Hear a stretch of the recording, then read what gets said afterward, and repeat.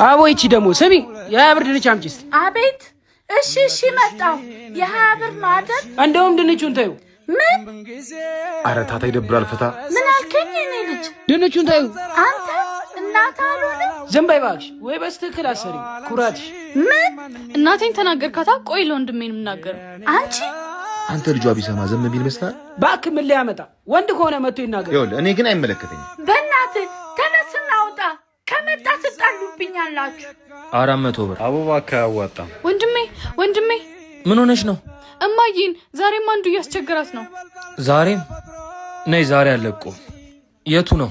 ና አሁን ሂድ። ልጄ በእናትህ ልጄ ተው።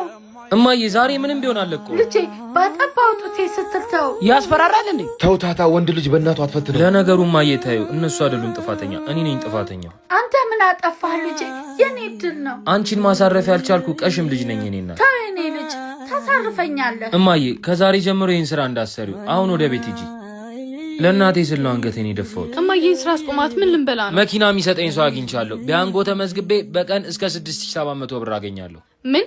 አዎ ይህም ማለት ከዋናው ገቢ በተጨማሪ። ምክንያቱም ደግሞ ያንጎ የራሱ የሆነ ሳምንታዊ ቦነስ ስላለው እርስዎ በመረጡት የቦነስ ግብ ልክ ጥሪ ተቀብለው ሰርተው ግቦን ሲያሳኩ በቀን እስከ 6700 ብር ያገኛሉ። እማዬ ታውቅ ነበር አንድ ቀን እንደምታሳርፈን። ቀናችንን ከያንጎ ጋር